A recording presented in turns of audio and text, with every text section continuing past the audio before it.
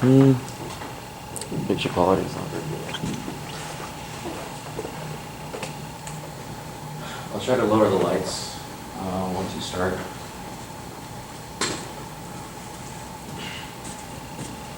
So hello everybody, welcome to Kaggle, New York City. My name is Harry Moreno, I'm the organizer. And today we're going to have Kevin Chen speak about time series anomaly detection on an inequality data set. I just want to briefly thank our sponsors. So Jacob isn't here, but he's one of the organizers, and he has a startup called Comser, and it's for building great digital communities. Thank you. Check them out. And we have Lit. It's an app. It's a bettermeetup.com. It's a cross between meetup.com and Instagram. Check it out. Give us feedback. So about the speaker, this is we have Kevin Chen with us today. And he's a very experienced technologist. He has worked previously as a backend developer at Citigroup.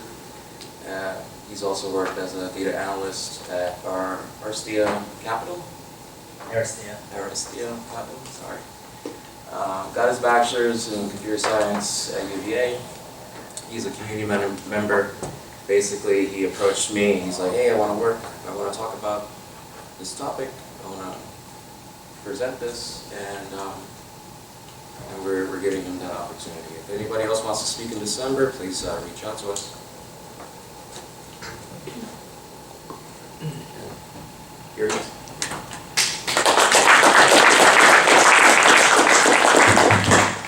Yeah. Good evening, everyone. Thanks for all of you for coming tonight. Yeah. Before I actually get started, I just want to get a little call. So, who's here for the first time at this meetup? Wow, half the people. That's really awesome. It's always great to have new members to join our community and see what we're doing. I think there's a lot of knowledge that we can get together. So, who's here currently a data scientist, machine learning engineer in your day jobs? Yeah, quite a few of you. Okay.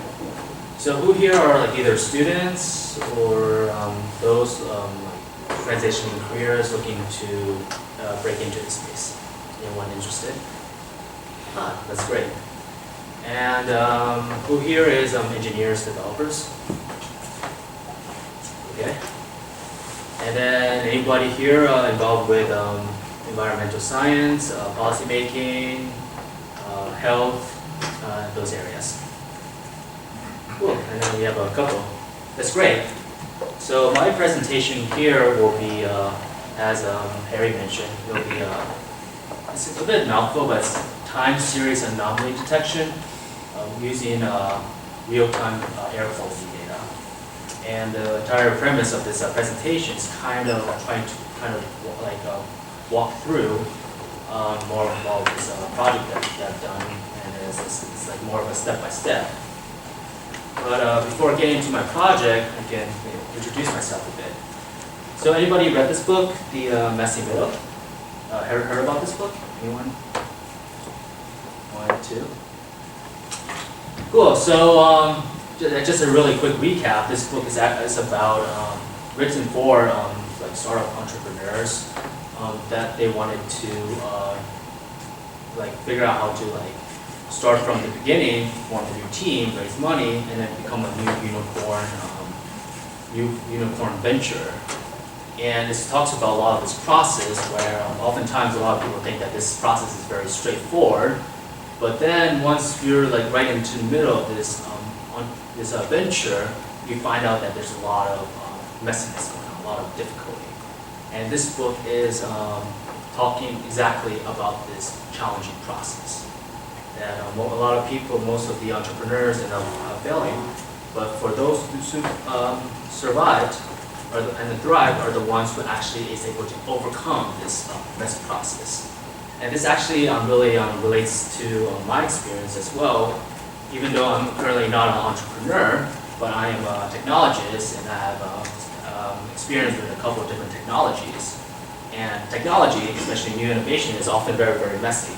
And in fact, I'm actually in the middle of this process. And not just in this project, which I'm still currently working on, but also in terms of my career trajectory as well. So just to elaborate further, this is actually my background. So I was a comp sci major, I was a developer, and then I initially got into finance, fintech. I was a developer at Citigroup, and then I was a data analyst at Aristeia Capital. Although some of the things that I've done there are often like data engineering, a lot of ETL work, although they don't really call it that. But then during 2016, 2017, I actually took a little bit of a pivot. I actually got into blockchain for a few years because that is that's like the new technology, disruptive, and in the fintech space, which I was in, and I was thinking about maybe trying to dabble into a little bit. So I joined this project called IOTA, and for those who knew me in the crypto space, I'm the one who ran the IOTA meetup group here in New York City. And it was a really good group. I also created a community group called IOTA and Bachelors network. And in those groups, so IOTA, for those who didn't know, it's a blockchain that's developed for IoT applications. And from that group, I was able to meet with a lot of community members there that they're trying to develop more of IoT solutions. And one of those, he's actually based in Taiwan, and who has exposure with more of like air quality data and air quality instruments. And that's kind of how I got more and more into air quality. So now, just last year, now I'm thinking about pivot more into machine learning. And why is that? There was actually quite a few reasons why. But the main reason is because I'm seeing that machine learning is actually more practical. Generally speaking, there's a lot of more applications out there that's actually been integrated in real world applications, especially since it's been tried and true for decades to come, while blockchain is still a really new technology. So luckily, I'm currently with another blockchain company. It's called Fetch.AI, but it's actually a mix between blockchain and AI solutions.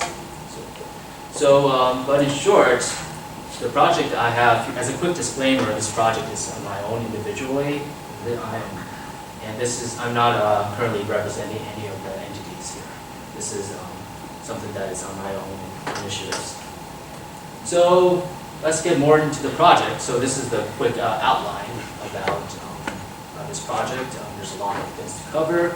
This is just going to be more of a kind of a primer. So first talk a little bit about anomaly detection, just kind of give an introduction of what it is. Then I'll get more into the domain space here, which is air quality. And then part 3 and part 4, I'll just kind of describe more about my project. And then the big theme here is just kind of walking through the process of how to kind of implement this project. And then finally, number 5 is what are the possible next steps. So let's start with anomaly detection. All right, so what is an anomaly, first of all?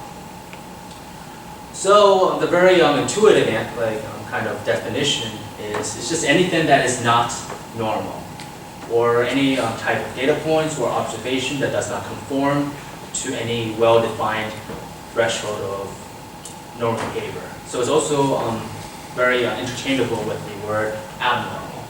So yeah, that seems pretty intuitive, conceptually speaking. But then if you actually want to put it into practice, anomaly is actually quite a loaded term. And for one example of that is that, for example, is there a kind of a difference between anomaly and outlier? And actually, it really depends. That I see a lot of people use it interchangeably. I might actually inadvertently do that later on the slide. But what I can find currently is that that anomaly is just the data points that you see in the data set. But it could either be noise, like noisy data, or it can actually be a true outliers that might be really interesting to the business or the business analyst at hand that is worth for them to do. So to break down more about anomalies, here are three overlapping categories of what it is. The first one is point anomalies, which are single data points that kind of really stands out from the crowd, from the other data points that there are. And so these are kind of similar to absolute anomalies. Like these are the spikes, the peaks, the drops, etc. And then there's and then a big example could be that you have a credit card, and then you see the credit card, and then somebody made a huge payment in your credit card. For example, you usually buy things in tens of dollars, hundreds of dollars, but then you suddenly see like a bill. Maybe you went out and bought a very expensive wine, and then that's like thousands of dollars. And so that's something that really stood out compared to everything else. So then the second type of anomaly is more contextual anomaly, which are anomalies that kind of distinguish themselves, not absolute, but at certain contexts. And a big example of that could be seasonality. For example, let's say that today is 100 degrees Fahrenheit. Is that an anomaly or not? It depends on where you're based, where you're located. For example, if you're in Arizona, 100 degrees, and it also depends on the season. If it's in the summer, 100 degrees maybe just be another Monday.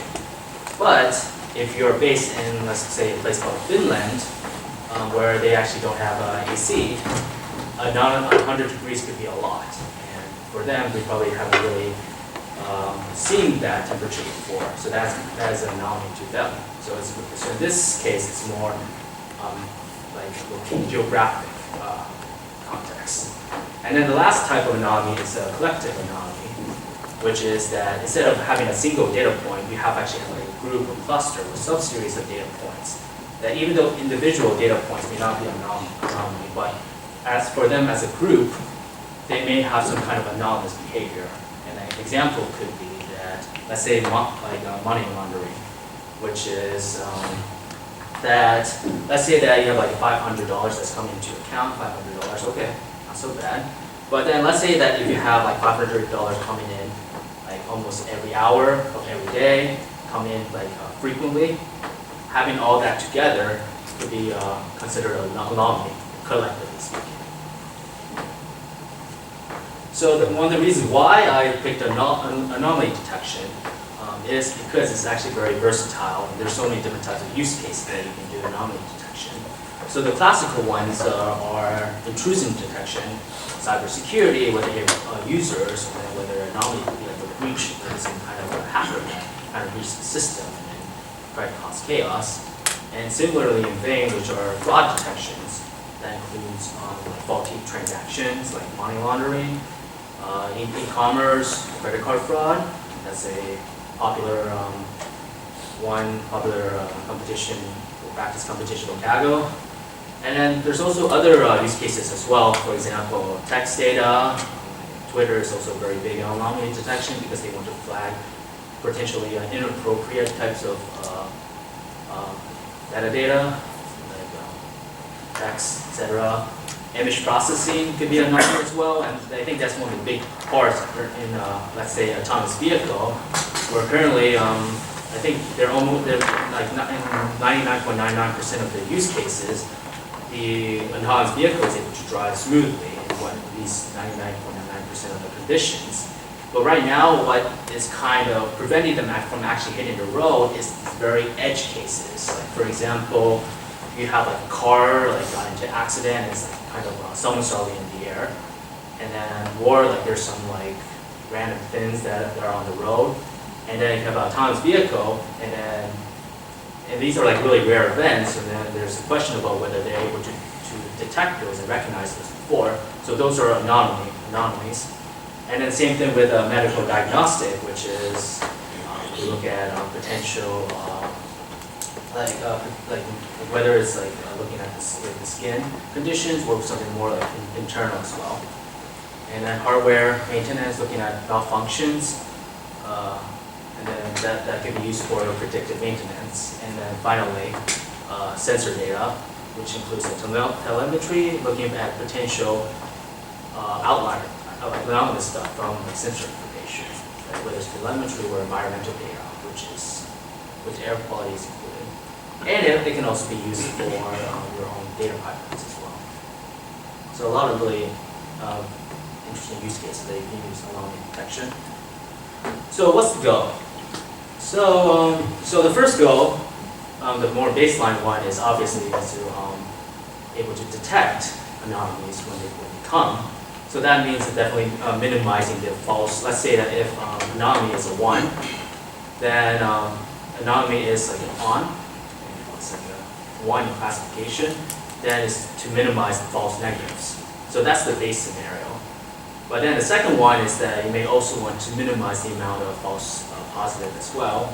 This will be important if you actually have to create like a detection platform that you have different like analysts that gets alert from it. And you don't want the analysts to kind of get too many of these false positives because they will really, especially when they're like asleep, because this will really annoy them and they'll end up not even looking at the false positives anymore. So it's best to also minimize as well.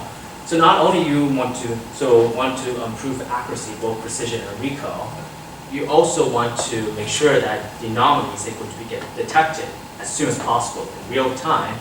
That way, that there will be time to actually take some kind of action to resolve this anomaly.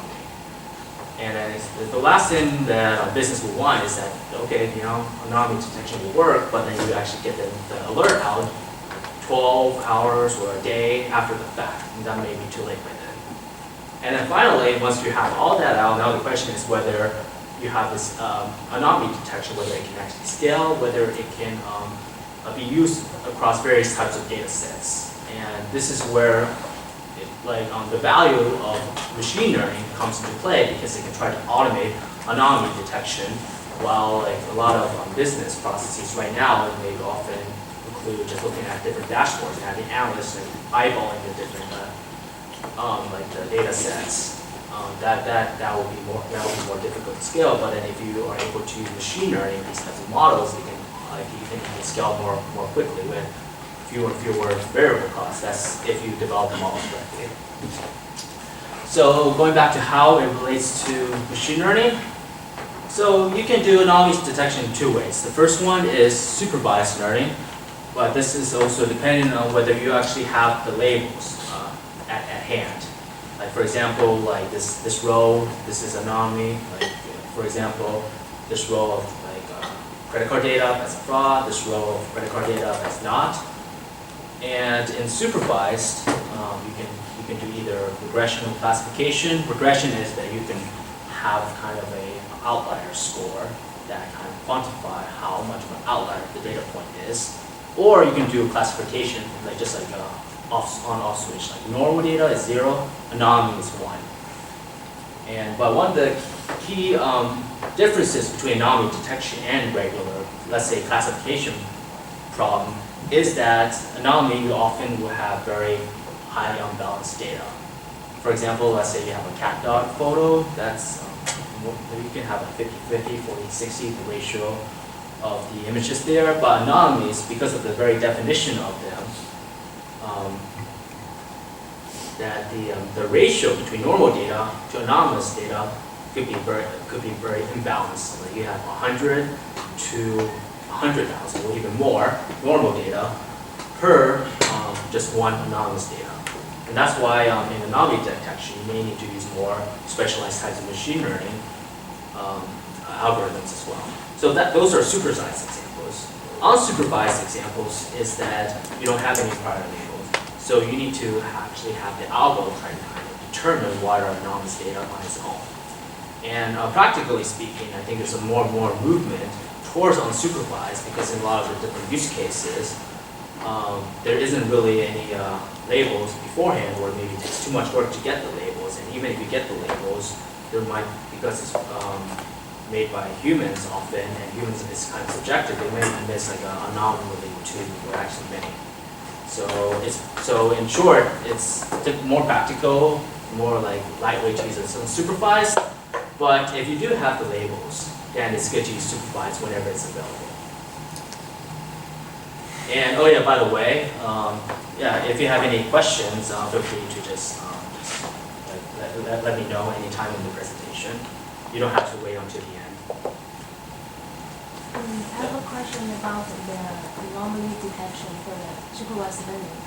So there is a problem of the unbalanced data. Can you boost the data? For example, there is one data point is the anomaly, and the 99 data point is normal.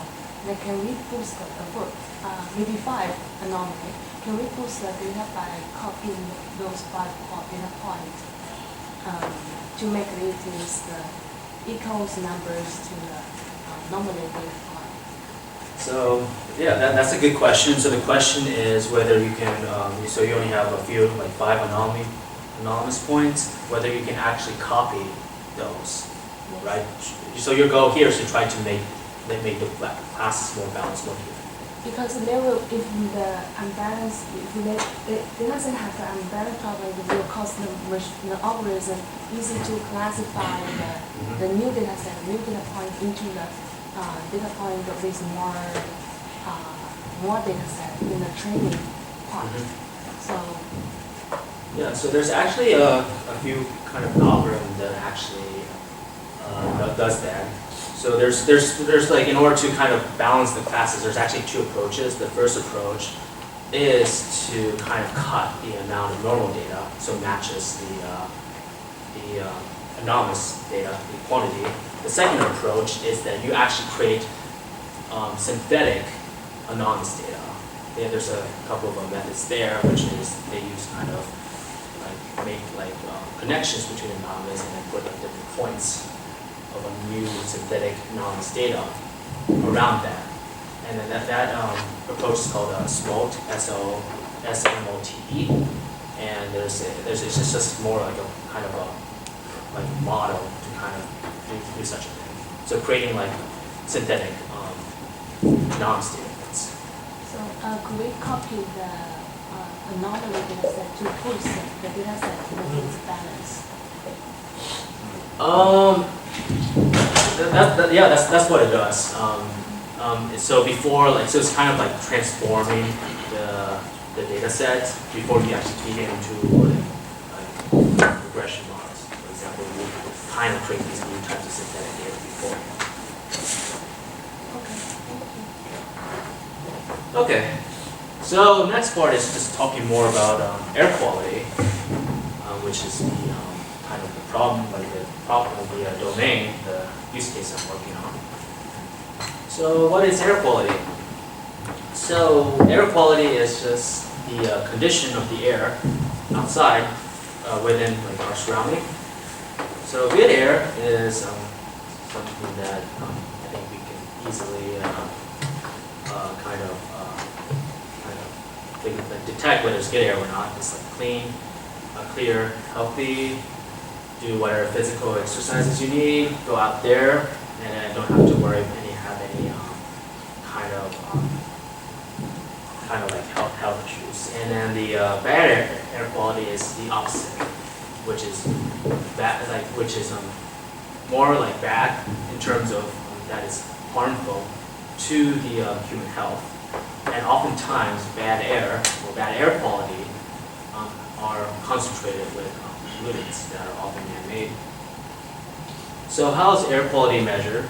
So it's measured by just measuring the amount of bad air pollutants, bad air particles, and those include carbon monoxide, nitrogen dioxide, bad ozone. There's the good ozone, which is like a layer that like it's a kind of like a layer surrounding the Earth that kind of keeps the UVA light at bay. But then there's also the bad ones that can that really harm our health.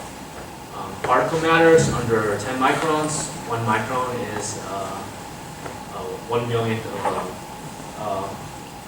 of a meter, and then particle matters under 2.5 microns as well. So just kind of just give a scale of the size.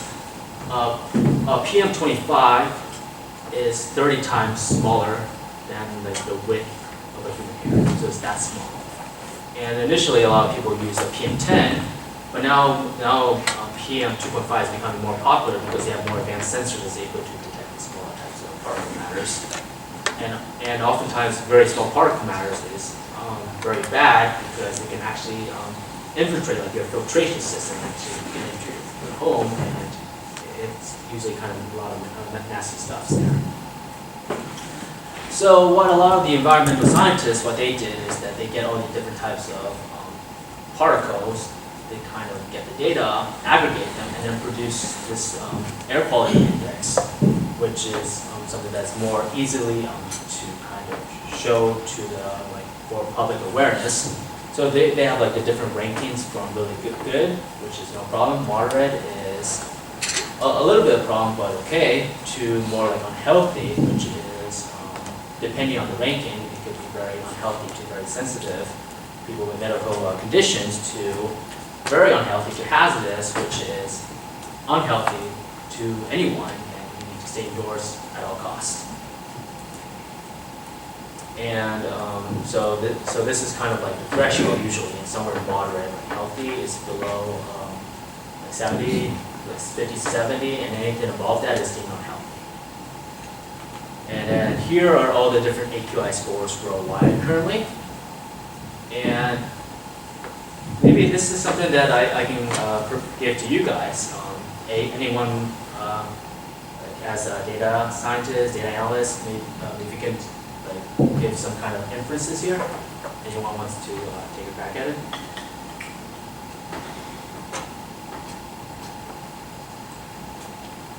So you can just look at the like the indexes, all the different colors. Like green is good, and then red, purple's dark red is very, very bad. Any observations that you guys see here? Asia? Okay. Iceland's good.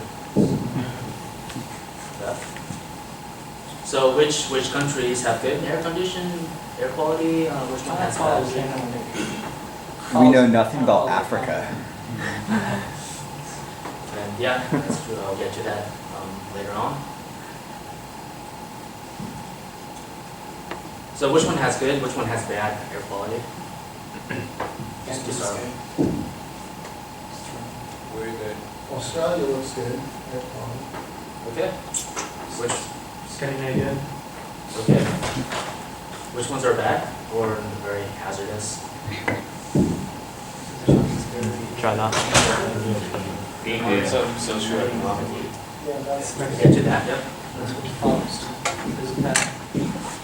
So it's Middle East, India, China have very bad air quality.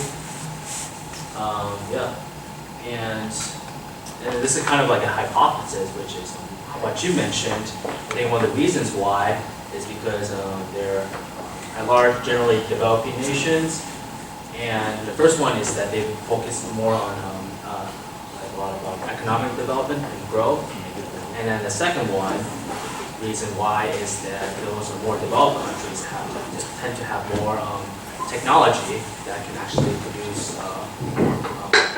like cleaner energy, more efficient energy solutions. Even if it's not renewable energy, maybe they can still use coal or like fossil fuels, but they have a process to kind of extract that without producing more emissions. And unfortunately, the countries that are more developing often don't really have those technology. And actually, in fact, one of the like you heard about the Paris climate change that's been ratified. One of the sticking points for that was that the developing countries they think that if everyone has like an equal standard on minimum pollution, their complaint is that more the developed countries, they have already went through the cycle.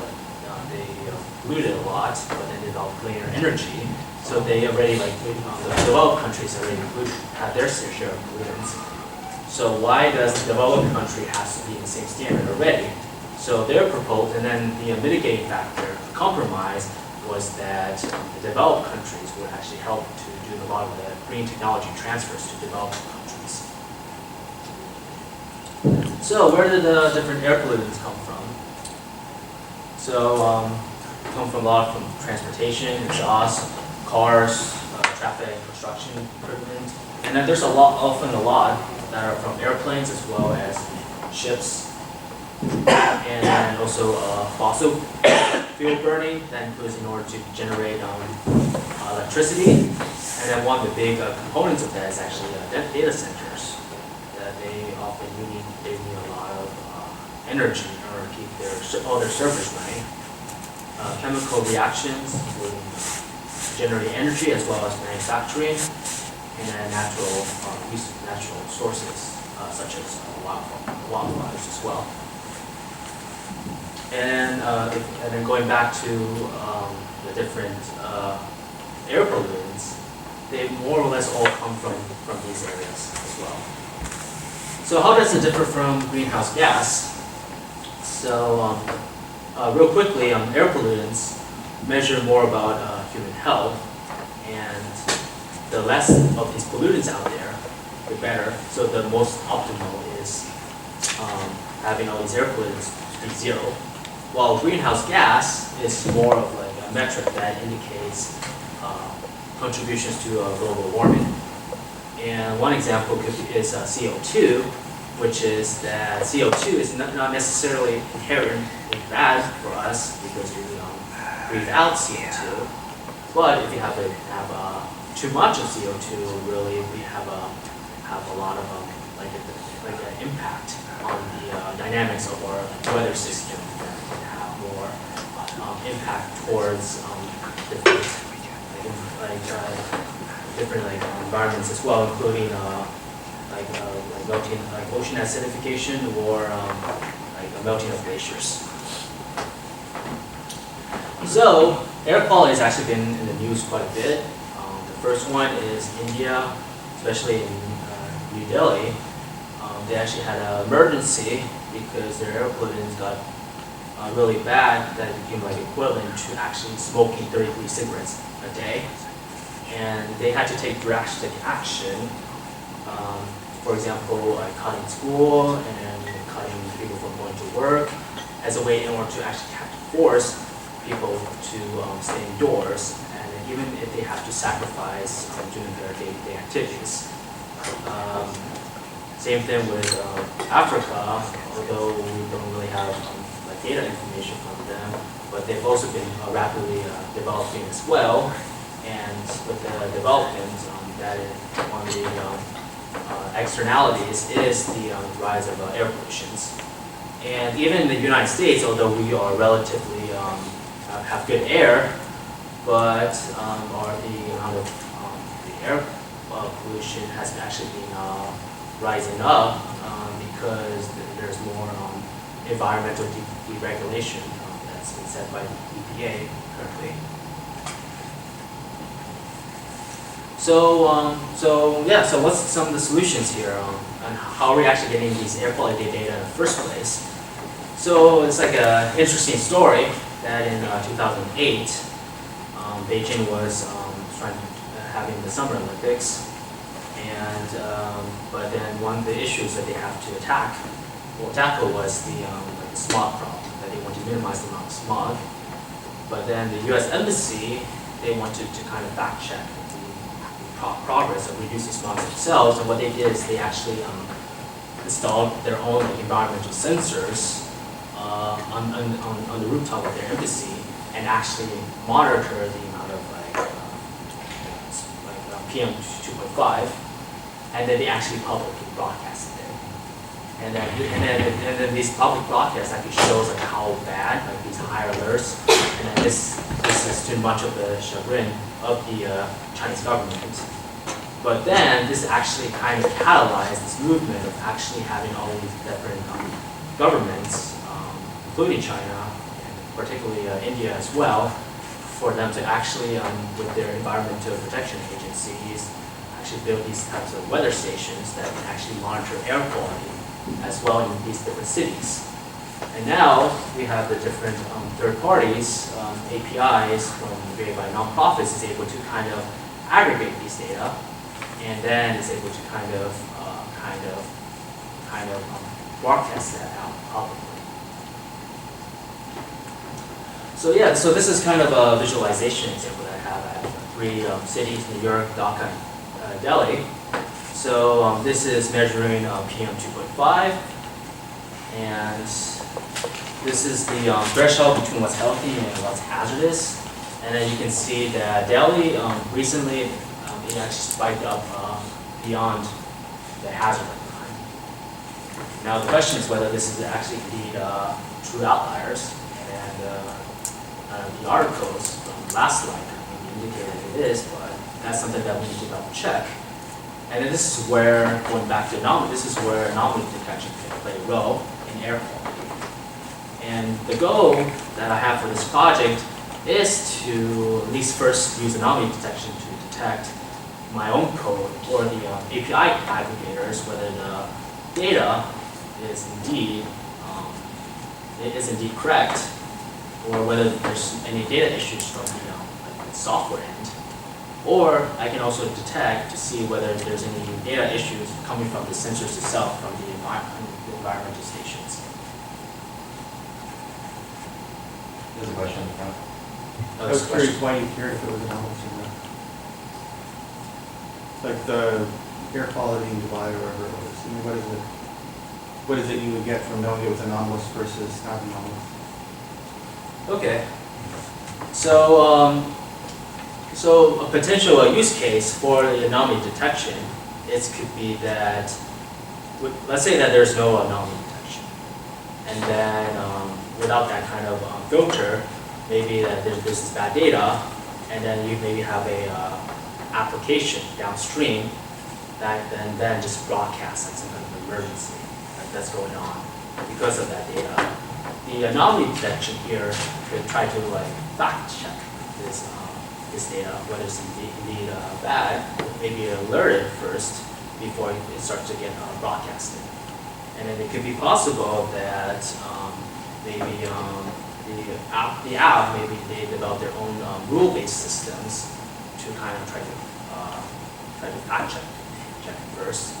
But then there could be issues that, especially if they have a huge inflow of data, a lot of real-time data, that can make it difficult to actually fact check all the different types of instances. And then this is where anomaly detection could play, because simply you can make it scalable, especially with more data coming in.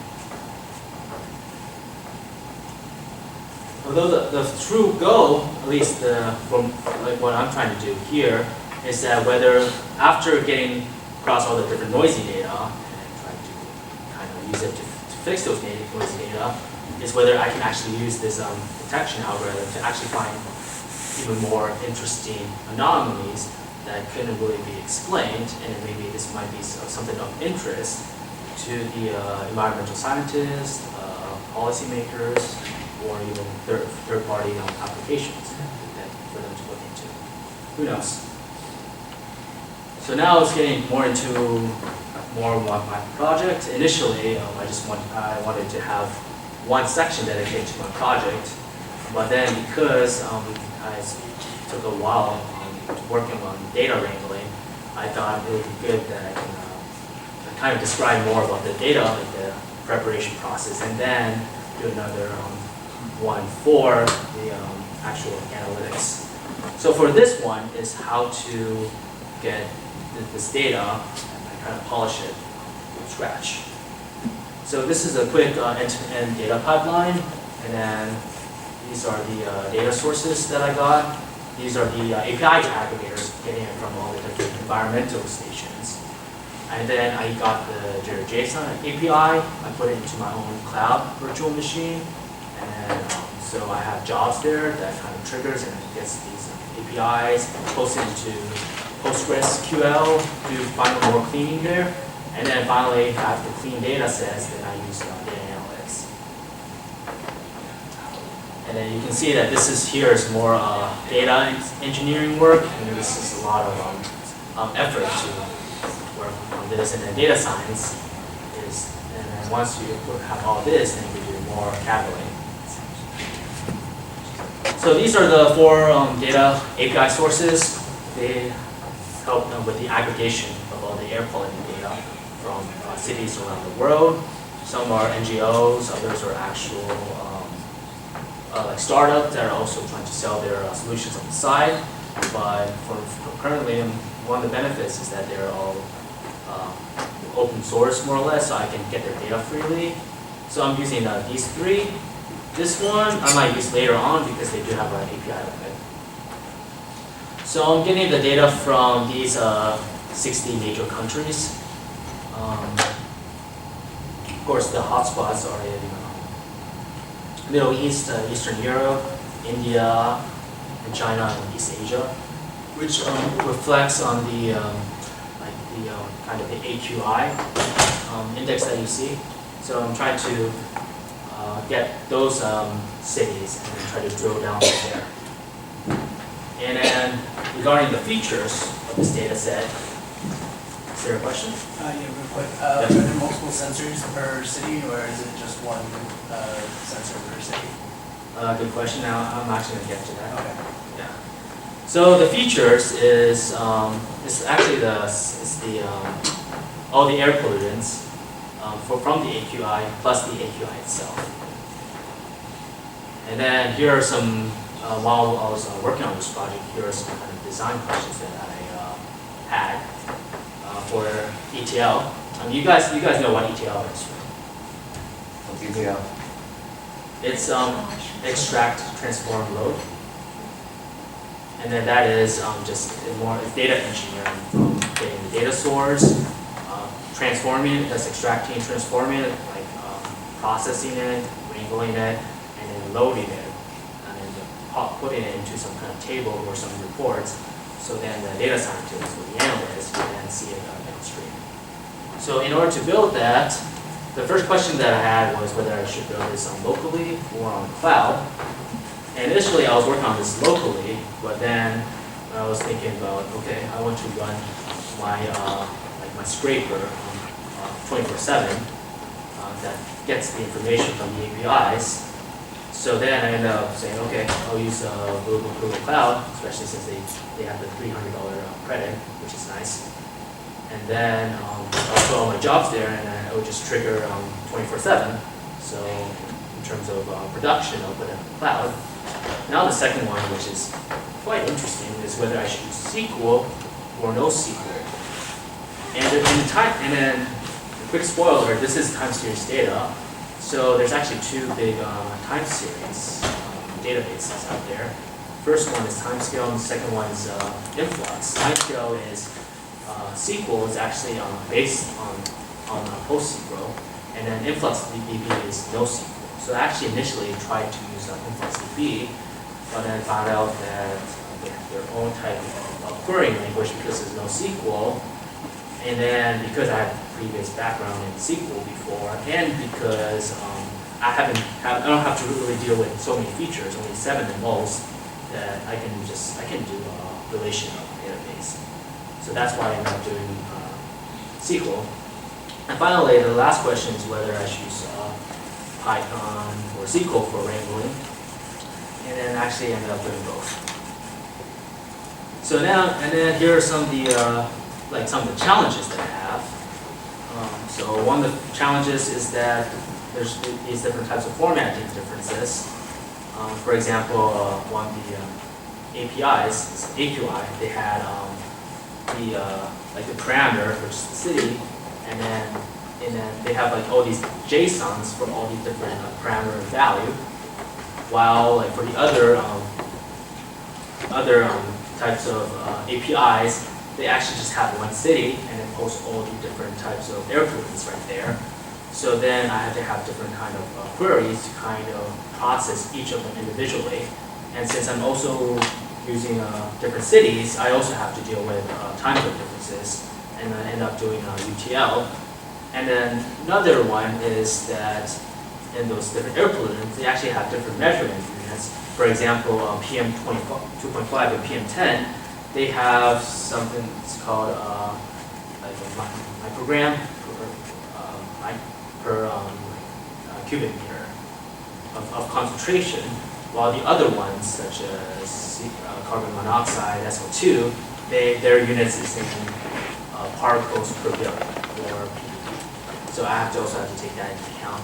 And then another one is how they're averaged. Since in these air quality, when I get data for like a given hour, that's actually kind of average from whether it's an hourly, or it's actually from an 8-hour moving average, or 24 hours. And then, like what you mentioned, there's also, I think, OpenAQ is, they have multiple locations per city. So I also have to take into that account, and also how to verify that, like the timestamp part. That's actually something I'm still kind of working on. And then this is the reason why getting expert feedback from especially environmental researchers is very key, because when I started working on this, I didn't really take the measurement of units into account, or I didn't take the average time period into account. But then once I told them like what I'm doing, they said, okay, maybe you should also need to take these into account and then do the proper transformation that way. And then here's the data processing step. So I mentioned that I use both SQL and Python for wrangling. So I use Python to kind of get the JSON from API and then post it to Postgres. And another reason why I like Postgres a lot is because they have their own JSON formatting. So I did all the rest of this data wrangling in Postgres. That includes, first thing I did is just kind of flatten all the different JSON so that each of the rows is time, cities, location, and then the measurement. So that's the key, and then the value is just the value of the measurement itself. So measurement is the specific air pollutants. And then finally, I cross-tabulate, and then so that all the different cities and locations would then have all the different air pollutants all in one row. And then after that, I kind of aggregate it all, first by location and then by city. I just did the average currently, but there might be a better way to do that. And then with all that work, I finally get this final data schema, which I have the marked time. That's from the sensor itself, the city, as well as all the different features that I have. And one thing to notice is that, yeah, there's a lot of sparse data, but that's also because there's a lot of sensors maybe providing stale data may not be up to date from some cities. Is there a question? I have a question. All right. Did you ever consider BigQuery? I've thought about it, but maybe once I get more data, then I'll consider using that. Was there a particular reason that you aggregated all cities into one table instead of having a table for each city? That is because it's just to kind of make it easier for myself. So this is just, so I just have this one table that I can, because this goes to the next step, whereas when I want to do modeling, and I can all just extract my source data just from one table, and then once I want to break down by cities or by air pollutants, then I can do that while modeling. But this is just like so I can have just like one input from the data ETL to more like modeling parts. Can I know how much record for these things? How much record for these data sets? How much record? So current record is about 130,000, 60 data, 60 cities, and they're updated on an hourly basis. I currently have the data for about a little bit more than 3 months, starting from August 5th. And one thing is I'm actually continuously collecting the data every hour until getting the newest data set, so it's kind of being updated. But one of the things what I'd like to do next is to kind of, they're like from the API here, they have these type of historical data and one of my to-do list is actually kind of further back from that, so I can have more of these historical data, which are more years and years, and yeah, and then I'm thinking about doing that next. I saw you have the data from different sources. I'm curious how you connect with the merge by city. Yeah, mark time, the final is mark time and city. Mark time and city. And how you aggregate them I currently, for now, I just averaged it. Average. So to the mean value. So I have a problem here because, for example, the greenhouse gases maybe for one day is different in the morning and in the afternoon or at night. So why, I'm wondering, I have a question that why not you take the most frequency? Oh, I group by mark time and city. So it's the time and then the city, and then first I for those that have specific locations in the city, I first flatten it to get all the parameters for a certain location, and then after that I get the mark time, and then I get the city, and then I aggregate it all. So I group by the mark time, so the timestamp, and then by the city, and then I kind of aggregate from all the locations, like average the AQI, the CO2, etc. So it's by time and city. So the data is from one day, 24 hours. So that's the data that I got. Most of the sensors are new data is from an hourly basis, so I get new data every hour. But of course, like if the data comes more frequently, I'll update more frequently. So moving on to part 4. Now this is more into data science and machine learning, analytics.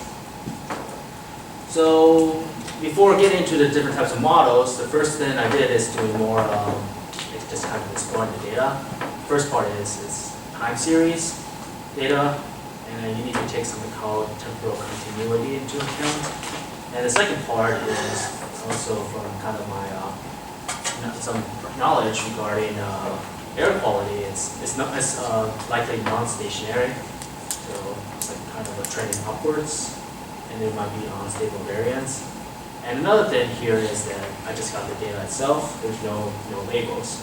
So most likely, if I want to do machine learning, it will have to be unsupervised, and there also includes null or even non-negative data right here. And then finally, consider whether I want to do univariate, one variable, or multivariate types of time series. And then here are some of the outliers right here, just by eyeballing. So just a bit of time series consideration. What makes time series data? Those outliers are wrong data? I think Is so. that like dirty data? I think so. Yeah, I think this is most likely noisy, and I still need to. I'm still working on trying to. So if you will eliminate them, then it will be much more smoother, or there will be other outliers? Well, that's something that I'm still trying to figure out, whether this is actual noise or whether it's actually true outliers as well. But so this goes back to whether there might be some kind of bug, whether my code, or whether bug in API, or whether maybe the sensor is giving really wrong data, or whether it is actual real world anomaly out there. Bug in your code concerning view, like visualization? For this example, I think this might be an anomaly, whether this is from my code or whether that is from the API data. That part I still need to check. So a little bit about time. I have a related question. So I just want to understand the structure of the study. So whatever you actually mark as outlier in there, so that's the goal of the study. If you're doing supervising learning, those are your outcome? These are examples So one approach is that I can manually do all the labels. I can just eyeball and say, oh, this is outlier, oh, this is outlier, oh, this is outlier. Right. I'm not looking for labels, I'm trying to understand the goal of the study. So you're saying, based on my understanding so far, I feel like the goal is trying to see those marked as outliers where there are noise, data noise, or true outlier that was more investigation. So in other words, if that's a goal, the outcome would actually be those like if you do any supervising. I don't think this is the goal. Why would it be the goal? But clearly, The goal isn't the same. So is it to find outliers? So it's, Yeah. right now, Somewhat kind of it's pretty open-ended. So what I'm hoping to try to accomplish is trying to first kind of find a pinpoint on all the different outliers, like segregated. That's the first part. Whether it's actual outliers or noise, and then once I get to that stage, whether I can actually further segregate it to see whether this is actually just dirty data or actually true outlier. And then the question is whether I can do that second part also automatically as well. And that's with the help of machine learning algorithms, hopefully, which is something that I'm actually going to get to some examples. Could you explain the intuition on why you think this isn't stationary data? Is in in such limited time series ranges that you're looking at? So to quickly kind of define what stationary is. Stationary is like a trend or like a time series that has a stable variance and also stable like a mean average value. And just kind of my background knowledge, which might kind of bias this, but from my background, the amount of pollutants that's been happening is kind of increasing over time. So my intuition is that the trend will be trending upwards. So it's not, there isn't really a reversion to the mean with air pollution data, especially what's happening in developing countries, and that's the reason why I'm currently assuming that it's not stationary. And also the seasonal accounts at play. And another thing I forgot to mention is that a lot of the air pollutants, they have different seasonal trends. For example, let me see, like sulfur dioxide, that occurred, well, let's say ozone actually. Ozone, there's more like O3, there's more of them, so it's more concentrated during the summertime because of or in the afternoon because of the interaction with the sunlight. And then as for our particle matters 2.5, they actually occur more often, higher concentrations during rush hour because of the traffic, transportation exhaust there. And also for carbon dioxide, it's actually kind of the opposite of ozone, where there's more of them, more of carbon dioxide, higher concentrations typically during the winter time. So there's also a seasonality at play. Okay, so one thing here to know about time series is that there's something called a temporal continuity, which is that the data is the value of the data. For example, the concentration of air pollutants is not expected to change much between time t and time t plus 1. This is mostly real life data. If you consider like the laws of physics, exception is that if you have like simulation, then you just say it's time series, but then you just randomly put the value of the next value, put it out randomly, then it doesn't really have a temporal continuity. But a lot of real world environment doesn't happen that way. So in short, is that there is some kind of correlation in the time vector that needs to be taken into account, and this could then kind of influence what type of models that you can actually use for anomaly detection, specifically for time series data. For example, it's much harder to actually use linear regression because linear regression assumes something called IID, which is independent and identically distributed. So given a time series, here are some of the anomaly examples. For example, the spikes and the drops, trend changes, and as well as the level shifts. So the difference between trend changes is that it's the more of the slope, while level shift is talking about the change of the intercept. Right here. How much time do I have? 50 minutes? How many more minutes? 20 minutes? 20 minutes, okay. So with the remaining time, I can go and walk through some of the model options that I'm considering. So there are 3 types of models. The first one are more statistical models, classical statistical models. And then the second types are more machine learning type models. And given that I don't really have label data, most of the machine learning ones I'm considering are unsupervised clustering. And finally, these are also potential deep learning methods as well. And one of the key things here is that machine learning methods are also statistical methods, and then deep learning methods are part of machine learning methods, and that's also part of statistical methods as well. And I think it's really fun to actually try out the different deep learning methods, but there's also a trade-off, which is that deep learning often has more complexity, and then there's this trade-off is that the more complexity you have, the less that you can try to evaluate or infer from this model, especially with multi-layer perceptrons or neural networks.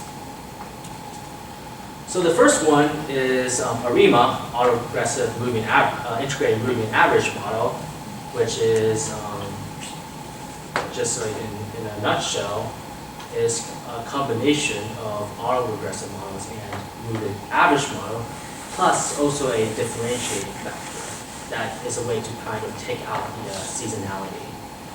And so the key here is that there are 3 parameters. These parameters kind of dictate how many of these variables you kind of add. So for example, like ARIMA of 1, this is just one like cluster of variables, but if you have 2, is this cluster and then plus this cluster, etc. So ARIMA is a really popular type of time series for time series forecasting, especially if you have to worry about seasonality as well, which in most cases that you do. So how does it relate to anomaly detection? So what some of the standard practices is that they actually try to forecast future data, and then while backtesting, they try to forecast the future data. Then they get the actual of that future data, and then compare the difference. And that's more or less the error rate. What's the error? And then the researcher at hand, the data scientist at hand, will then have to determine how much of the data will be considered anomaly.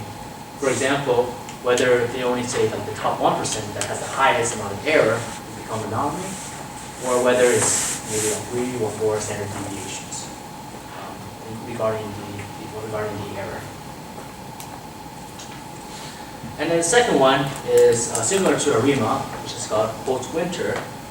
And then this one is does something called exponential smoothing. So it's like moving averages, where you have it's like a series of numbers, and then you have 20 month moving average. You get the top latest 20 months, and then you average it. The only exception is that exponential smoothing is that you can actually have to give more weights to the more later data at hand, and that is called the smoothing factor right here, where that if you make the smoothing factor larger, that means you actually make previous data, the weight of it, smaller.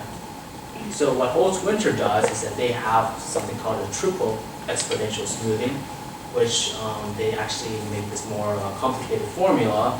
But like ARIMA, the reason why is that they want to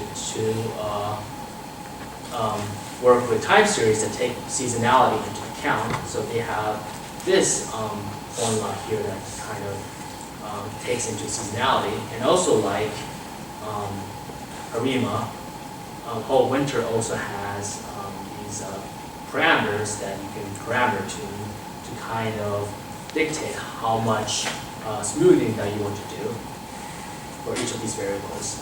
And if you do it manually, that would be a lot of work. So that's why recently a lot of machine learning practitioner want to kind of automate both Arima as well as whole winter. So they have automatic methods to kind of find the best parameters here. And like Arima, it's how they did post winter is also like a prediction, and how they kind of get the difference is to get the difference between the forecasted y and the actual y, and then kind of compare the errors with each other, and then find which ones have the biggest errors, and those are the outliers. So the previous ones are statistical methods, and one of the key things is that they do take a time series, that sequence shows the nature of time series into account. But now while I'm going more into machine learning, especially unsupervised clustering, which are more kind of general purpose, one of the things that I'm kind of noticing is that they don't really take into temporal the time series as well. So for example, k-means, which is the distance-based and the most popular type of clustering method, how I kind of vision doing it is basically I get rid of the different time series and just get the air pollutant values themselves. Like I get a feature like SO2, carbon monoxide, etc., and then I just kind of cluster it from there. So how does that relate to anomaly detection? So just going through a clustering is you use the elbow method to kind of get the right number of clusters, and then you actually cluster the data. And then after that, you then kind of analyze the data and then to see, compare each of the data points to see how far away are they from their respective centroids, which are the center of this cluster. And then those that are the furthest away from the centroids are considered as anomalies. And then another probably more practical way of doing it is called density-based clustering. And that is, instead in k-means, which you actually have to do the extra step of actually figuring out all the different anomalies based on the distance from the centroids, density-based clustering actually clusters, but then leaves the outliers out themselves. For example, with this clustering, it's able to cluster based on how close the data points are with each other. So all of these become a cluster right here. But then this becomes no cluster, becomes its own outlier, because it's not close to any points. So once you run this clustering methods, it automatically outputs what are the different clusters and what are data points that are not part of clusters, hence are anomalies. You guys good so far?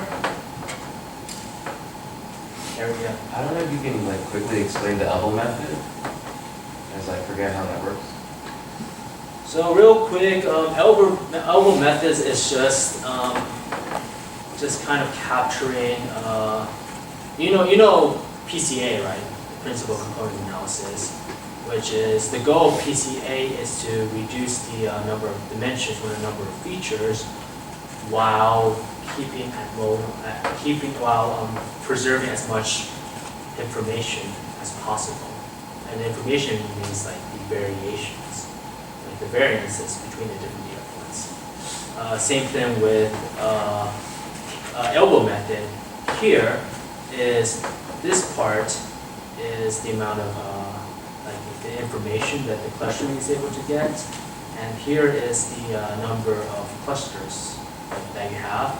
So of course that if you have like every single data point, as a cluster, that you get 100% of the information.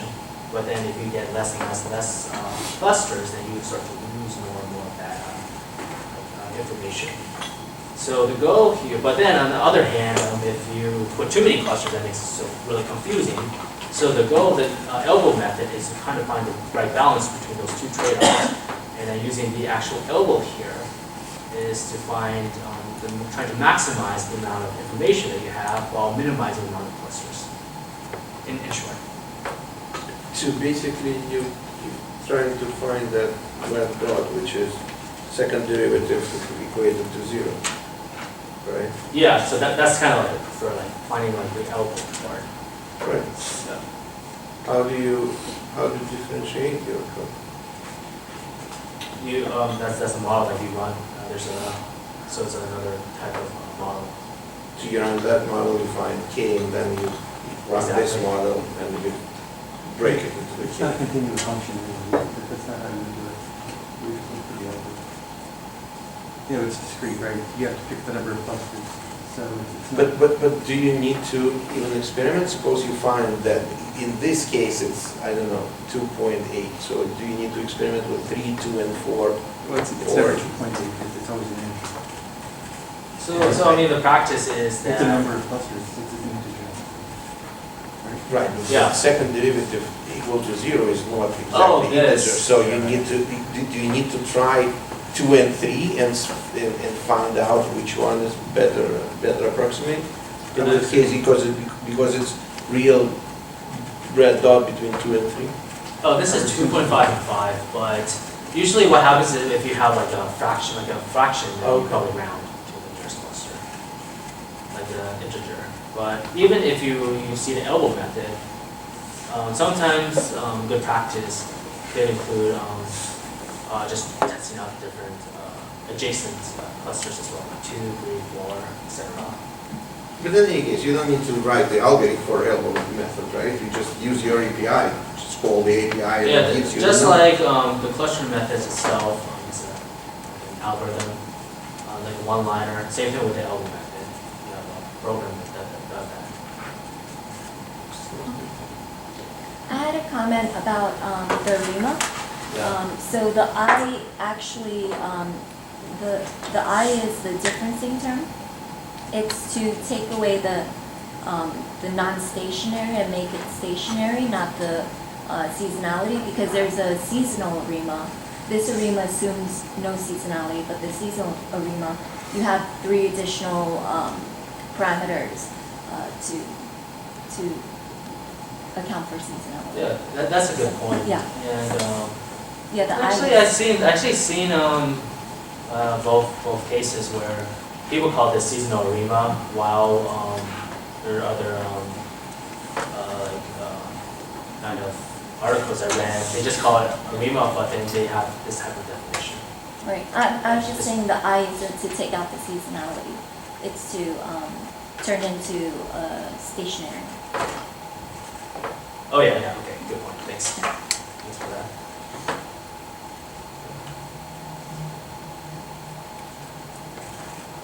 So then the third one is isolation forest. So who here has heard about random forest before? So cool, yeah. Especially if you do Kaggle, it's definitely a go-to algorithm. So isolation forest is actually pretty well.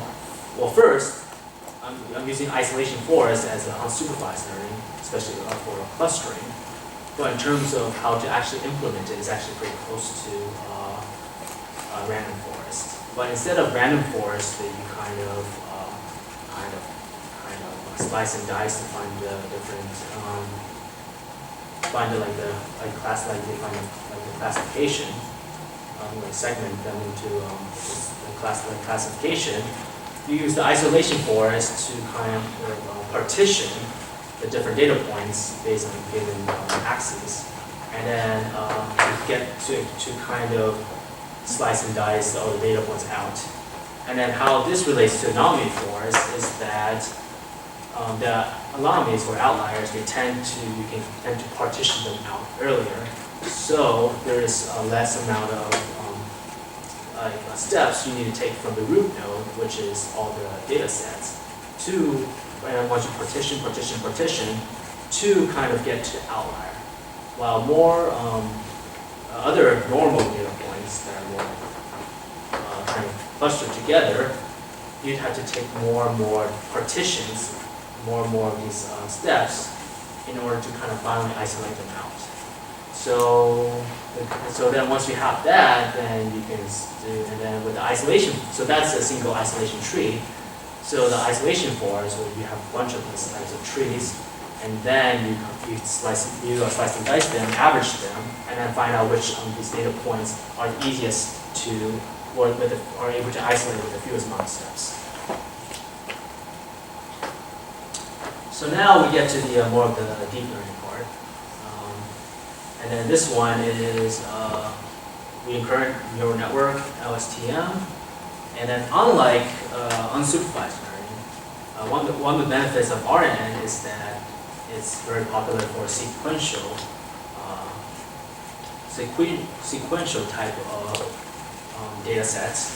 And it's very popular with natural language processing because they deal with a lot of documents and text. But this could also be applied to time series as well, including because you can use the time series as the different sequences. So what you do is you just plug in the different values, for example, for t, and then t plus 1, t plus 2 into the recurrent neural network. And then you can just say that it outputs a certain prediction, and as you've done before, just kind of check whether the prediction matches the actual value, and if it's very if there's error rates high, then it's considered as an anomaly. So the difference between RNN and LSTM is that LSTM is more complex than RNN because what it tries to do is to resolve the vanishing gradient problem, which is basically that the previous layers learn less from more of the future layers because they don't have during the backward propagation, they don't have the gradients assigned to them. And then the seventh one is autoencoder, which is a new type of, relatively new type of neural network. And then, so this is a type of one-class classification. So what it does here is that you have the same amount of input layer as the output layer. So they're the same in terms of size. And what the goal here is that you just put the input layer and then you just kind of compress it in these hidden layer. And then what this hidden layer is trying to do is trying to squeeze at the most fundamental feature representation from this input layer. So how you can do that, how does this relate to the anomaly detector? Because here is like, what you can do is first you get a set of normal data, and then you run this into it. And so this encoder will try to compress it into the smallest hidden layer, and then you have the decoder that kind of tries to reconstruct the original data set again into the output layer. So then once you have the autoencoder trained, once you have this compression, then you actually just run it, deploy it, and when you hit an anomaly, then the goal of the autoencoder is that because this is trained on a normal data set, if it encounters some kind of anomaly, then this will have a hard time to actually reconstruct the anomaly into its output layer. And then you compare this with this, and then if the difference between the input layer and the output layer is vast, then that will be considered an anomaly. And then finally, shout out to Microsoft for representing the space. I have a quick question. So on the previous stuff, you said you trained it with normal data, which I'm assuming excludes outliers. From your data set, like how do you choose that data that doesn't have outliers? That's another good question, and that's I'll actually get into that in 2 slides. Like how to actually try to implement it. And there's definitely a kind of a chicken and egg issue there. Okay. So you probably train it on the whole data, unless you can get rid of all of this maximum minimum. You see that? You probably can train this thing on the whole data. I could. Yeah, Okay. neural nets work really well with, or class imbalance would be hard for a neural net to pick Yeah. up, so it might work better with non-encoded, like on the whole data set. Yeah, that's actually the reason why that there's deep learning has been created, is because you can use that, and what they call deep learning is more something called like non-parametric, which is you don't have to assume things.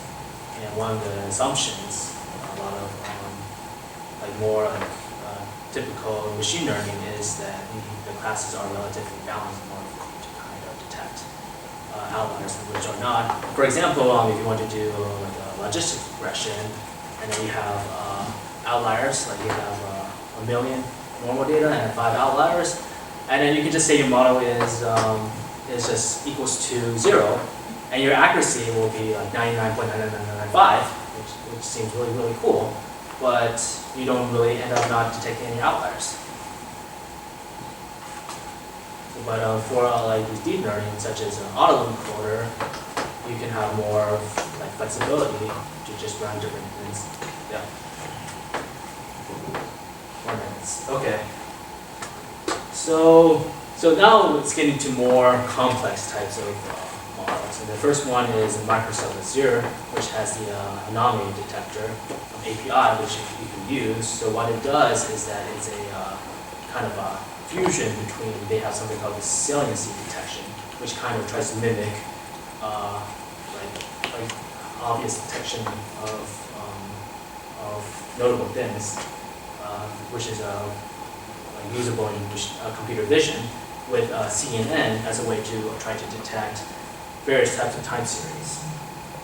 And then this goes to more really advanced methods out there, which this is like more like this is still very cutting edge. These are some of the latest anomaly detection algorithms. But the general themes are, what they're trying to do is either try to kind of augment the more fundamental ones, such as try to create enhancements on autoencoders, such as variational or adversarial encoders, or they can even try to fuse the different models together, such as one popular one is CNN plus which is regional neural networks, plus something else such as ARIMA or what Microsoft is doing.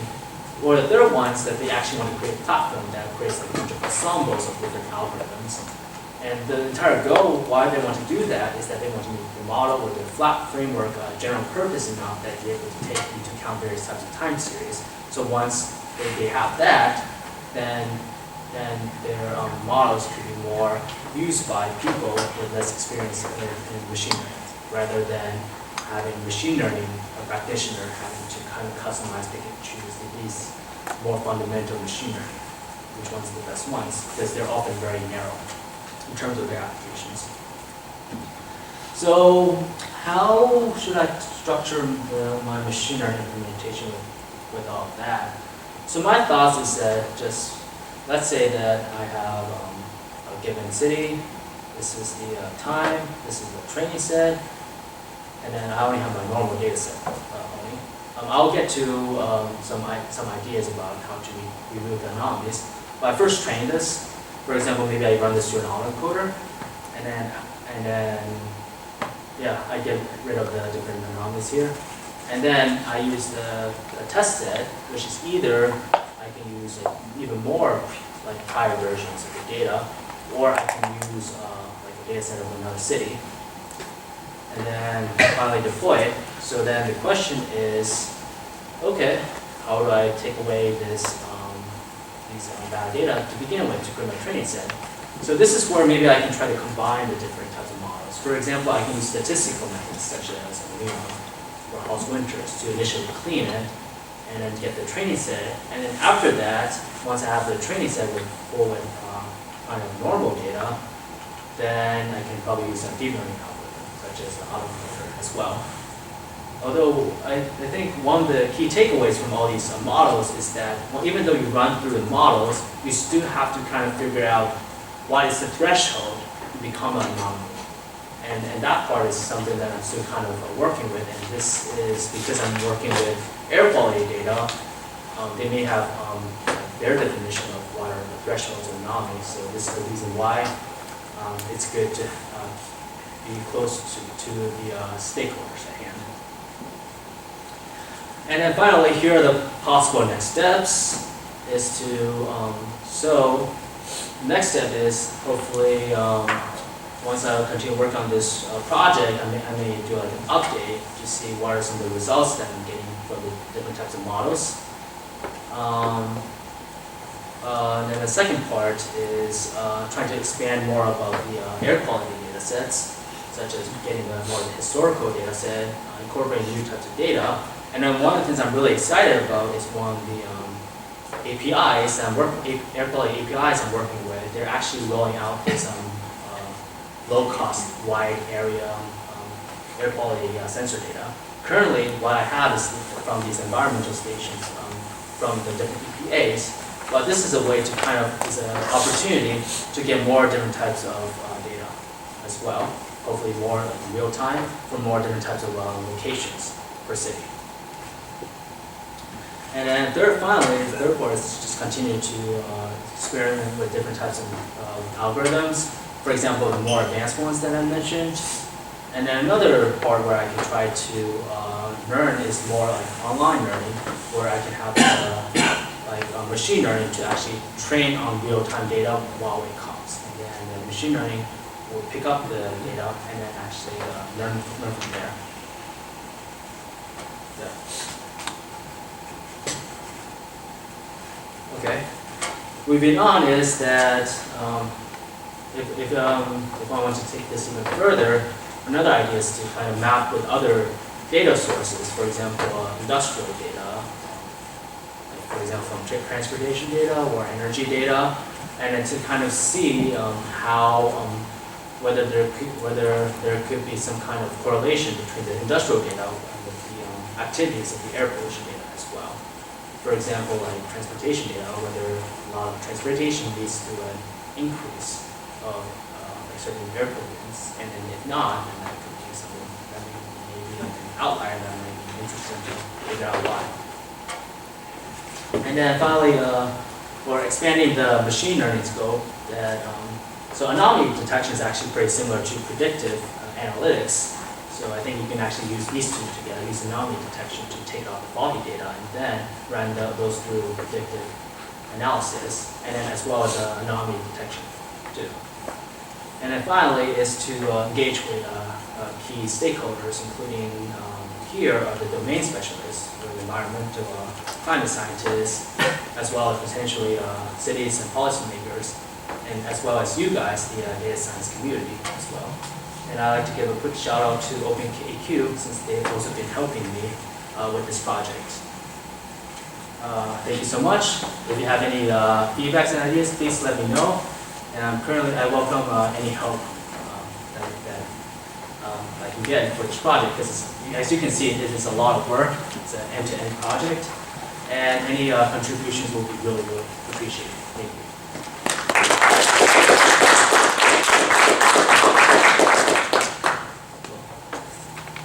So, want to do like last-minute questions, or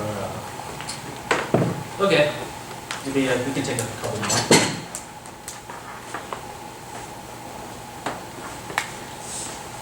I have a question. I actually worked on a similar project like this with an NGO and in Eastern Europe, and we had an issue that the air quality sensors they're very low cost, low quality, so the data was not really reliable.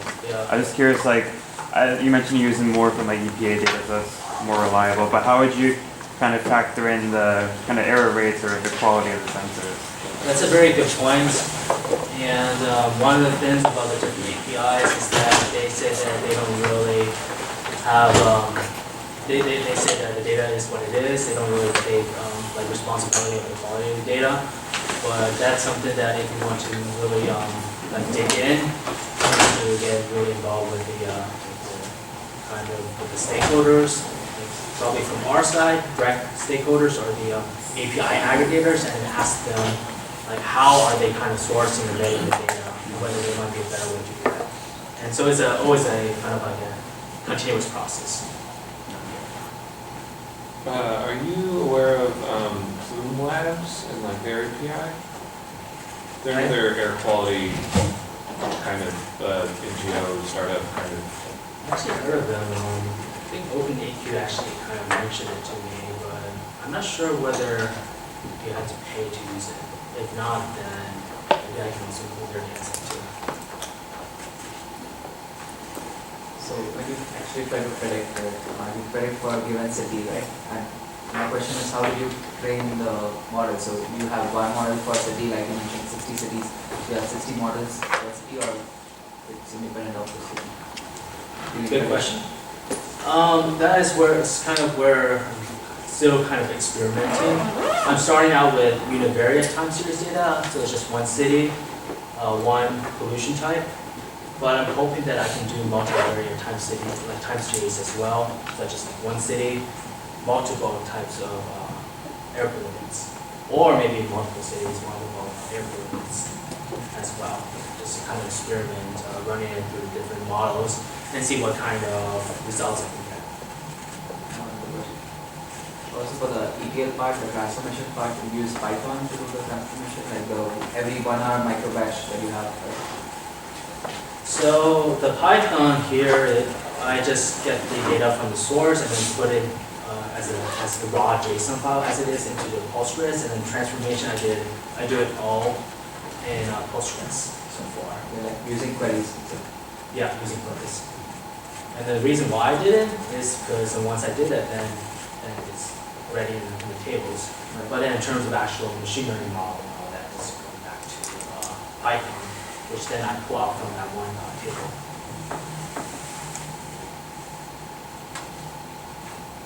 I have one suggestion.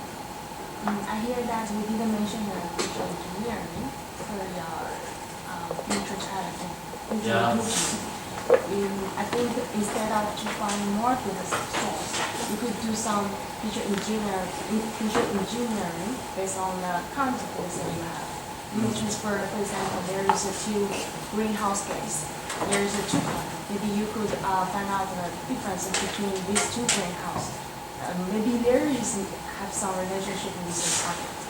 Or you could maybe create a range for example, you just mentioned about you give the mean value to the one greenhouse. Yeah. I think it is not very reasonable because in the morning or at noon or at night, the gas it maybe will have a huge differences. Yeah. Maybe you could create a range for this data, for this color data, and then you could give the most frequency the data to these colors for the missing value. Or for the missing value, you just mentioned there will be a lot of there is a problem about the data quality. And for the data quality, it will cause a problem of the missing value. Maybe you could use the model, for example, random forest to set as this color as a target, and the other color as the features, and then to predict this color's value. This is another, I think, improvement you could do in the future. Noted, and yeah, thank you for that. Yeah, those would be some, good try out. I think I would encourage you to not aggregate cities, all the different sites within a city, because there are features in that data that you'll lose. For instance, if an instrument's having an error at one site but not at another, but you average that together, sometimes instruments do have error codes of like a 985, and it's unclear in your data stream that that's anomalous, and you'll average that in. And then also you can check between sites and understand historical relationships between the two. And that might be one, if you deviate from that historical relationship, which would be one method of identifying an anomaly. Yeah, it could be. I do admit that when I do the aggregation, doing the averaging, I think it could be maybe like a crude way of doing it. That's kind of like what I had as like a minimum viable pipeline. Just because I would develop this end-to-end and just test out different models, but I think the next iteration, as what you said, is trying to find more of a refined way to kind of aggregate different data, maybe even including the type of locations, and maybe work doing feature engineering for the different locations as well. So those are possible next steps. Another suggestion is for the data science projects, maybe it is 70% of time you do for the EDA, for the data exploratory data analysis. But I saw the project, you just put a little, just small part for this part, right? For your project.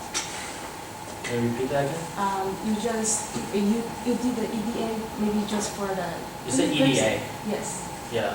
Yes, I think before you put the features into the model, it's very important to explore the relationship between the data, and then you could do the feature engineering to boost your data set to find more features. Mm-hmm. And instead to find more data source. Maybe it's difficult to merge the data source come from a different place. Yeah, so, to make your current data sets more valuable, I think it's a more important step. Got it. Yeah, I think that could be a good point. If I do, that's something I need to think about more. I do get your point that if I add more different types of data set, whether it can add more of the complexity, whether it can kind of further make it more complicated. So and that's the reason why I'm still always in a continuous discussion with stakeholders like OpenAQ, so I can get more from the data set as well. And it's also the reason why I'm trying to open this up to try to get more contributors and feedback as well, because there's definitely a lot of things that I might be missing, as a lot of you guys have kind of addressed here. What's your time frame? Time frame? Time frame for your, what's your ETA, so to speak? Is it a month, 2 months, a year? What's your, when is your borderline when you need to accomplish something and move on? So this is my own side project right now. So it's not, I don't really have a specific due date. It's more of this kind of exploration, getting my hands dirty. But I think the next step is the hoping that I can actually, if I do a next presentation, is that I can show more results, and I'm hoping that I can have some form of that over the next couple of months. And it also really depends on how sophisticated the results are, the data sets, and how curated it is. And I think that would kind of really determine more of the timeline that I should set for this project.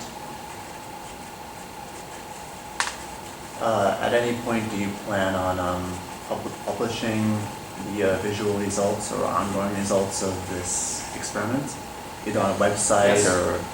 Okay. Yeah. Or even public UI? Yeah, we'll probably first put on my GitHub, release the code on GitHub, maybe publish a blog, and then just open it up. Mm-hmm. If the website might be a good idea, that's able to. If people are asking for a website, then yeah, sure. Whoa, anyone else? All right, thank you guys so much.